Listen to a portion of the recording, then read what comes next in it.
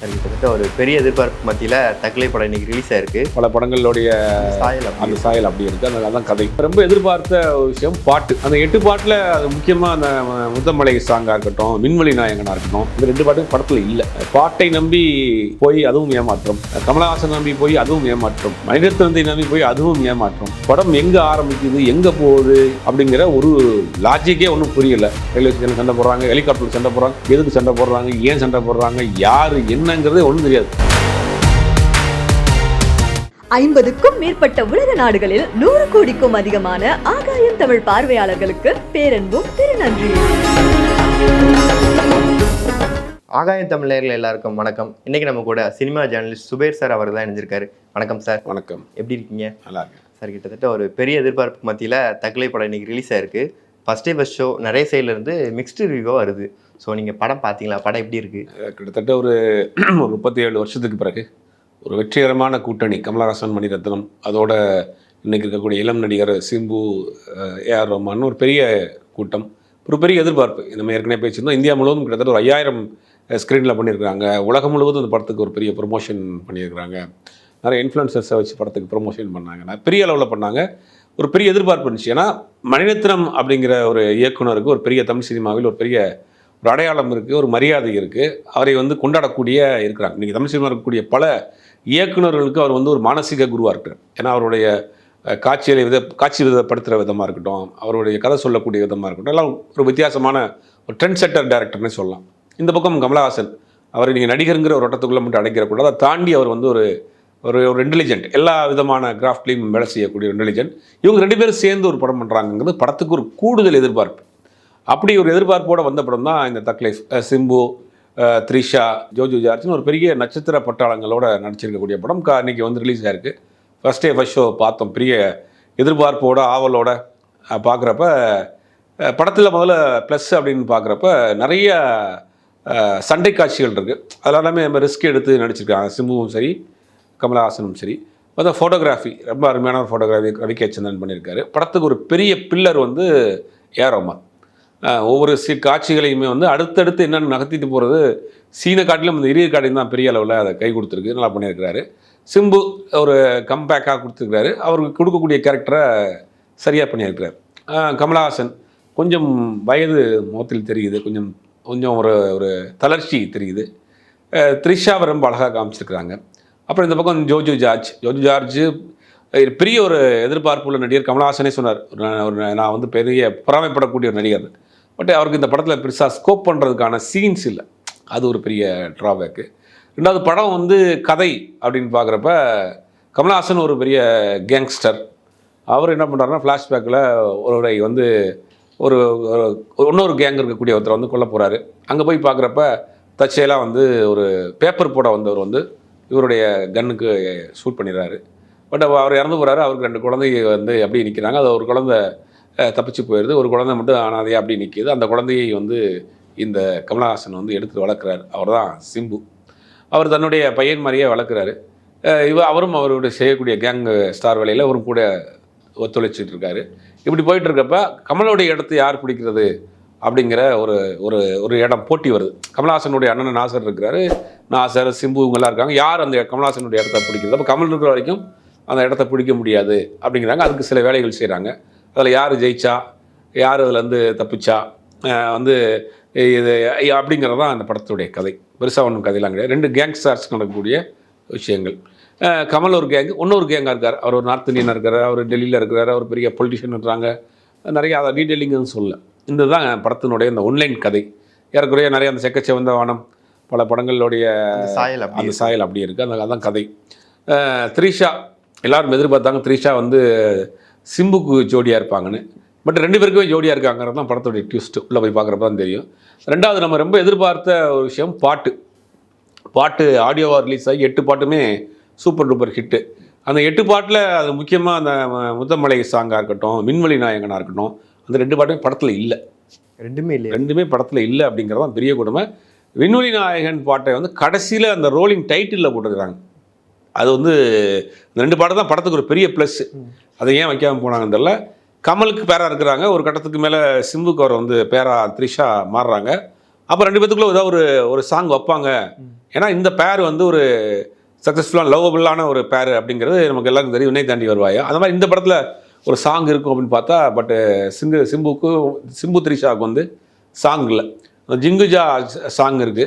அப்புறம் 5 வண்ண பூவே சாங் வந்து படத்தில் விட்டு அங்கங்கே போகுது. எல்லா இடத்துலையும் ரீரெக்கார்டிங் மாதிரி பயன்படுத்திடுறாங்க.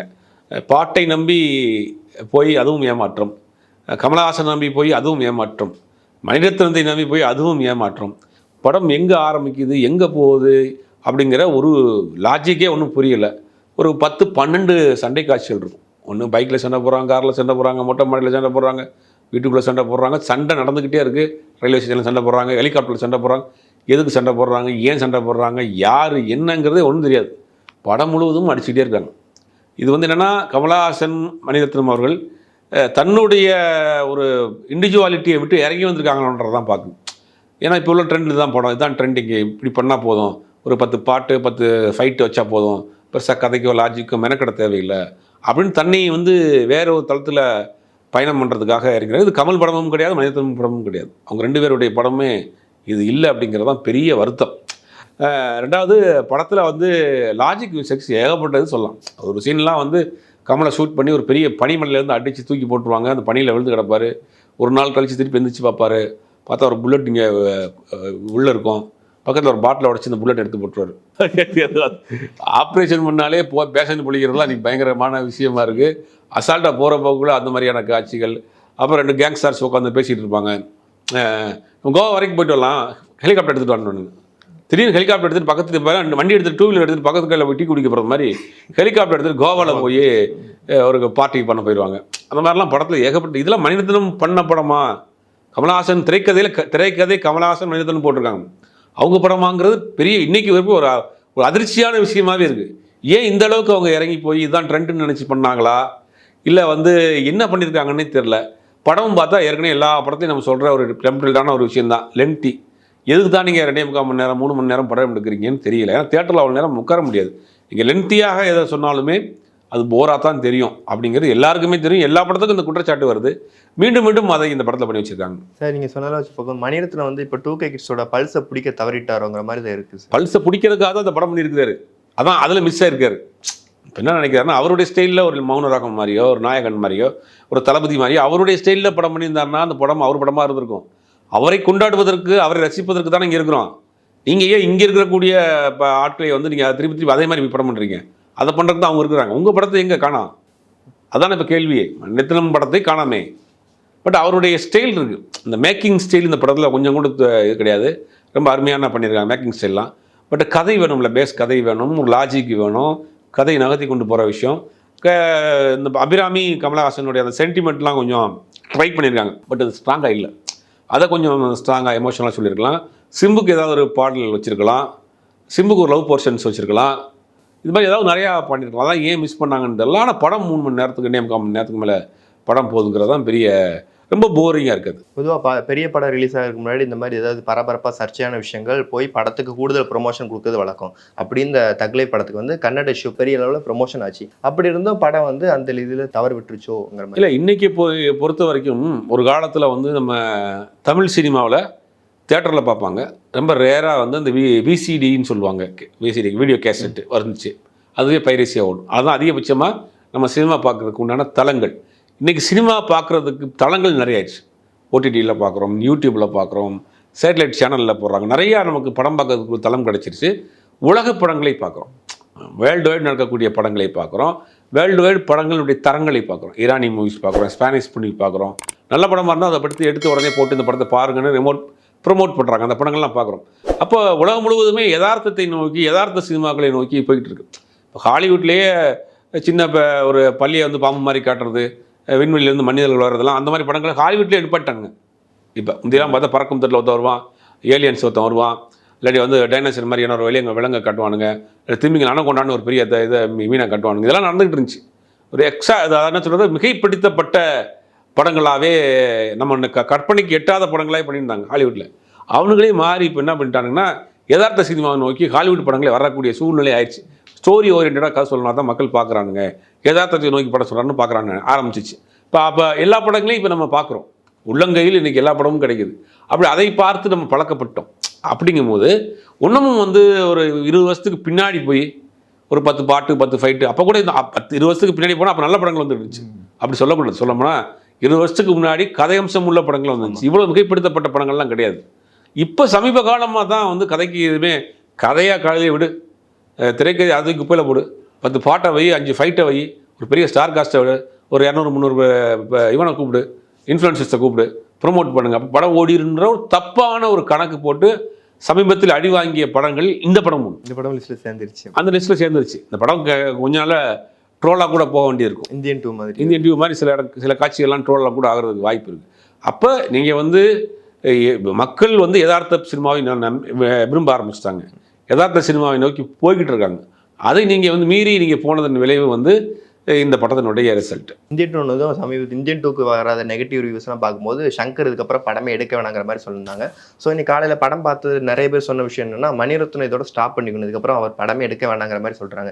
மணிரத்னம் கமல் கூட்டணி அந்த அளவுக்கு சொதப்பிருச்சுங்கிற மாதிரி. இல்லை, ஒரு கால இடைவெளி ஒன்று இருக்குல்ல, ஜெனரேஷன் கேப். அந்த ஜெனரேஷன் கேப் இருக்குது. ரெண்டாவது, அவர்கள் எனக்கு தெரிஞ்சு மணிரத்னம் வந்து தன்னுடைய பாணியில் படம் எடுத்தாருனாலே அது போதும். நீங்கள் பெருசாக மெனக்கெடலாம் வேணாம். உங்கள் ஸ்டைலில் உங்களுடைய சிக்னேச்சர் ஸ்டைலில் ஒரு படம் பண்ணுங்க. எதுக்கு நீங்கள் இன்றைக்கி உள்ள 2K கிட்ஸ்க்கு படம் பண்ணுறோம்னு இறங்கி வர்றீங்க? உங்களை கொண்டாடுவதற்கு ஒரு கூட்டம் இருக்குது, உங்களை ரசிப்பதுக்கு ஒரு கூட்டம் இருக்குது, நீங்கள் எடுக்கிற படத்தை பார்க்குறதுக்கு கூட்டம் இருக்குது. மணிரத்னம் படமாக எடுங்கன்றார். மணிரத்னம் படமாக எடுத்தால் பார்க்குறதுக்கு ஆள் இருக்குது. அவர் என்ன பண்ணுறாருன்னா, இதெல்லாம் நம்ம ஓல்டு ஸ்டைல் போல், நம்ம வந்து இப்படி எடுத்தால் தான் படம் பார்ப்பாங்கன்னு அவங்க ஒரு இறங்கி வர்றாங்க. அதுதான் இப்போ ஒரு குழப்பம்தான். நம்ம ஸ்டைலில் படம் பண்ணுறதா இல்லை இப்போ வர்ற ஸ்டைலில் படம் பண்ணுறதான்னு ஒரு குழப்பத்தில் எடுக்கப்பட்ட படம் தான் இந்த படம். சார் இதுக்கப்புறம் படம் பிக்கப் பண்ணி ஓரளவு போகுமா சார்? ஏன்னா ப்ரீ ரிலீஸ் பிஸ்னஸில் ஓரளவுக்கு நல்ல ஒரு பிஸ்னஸ் ஆச்சு.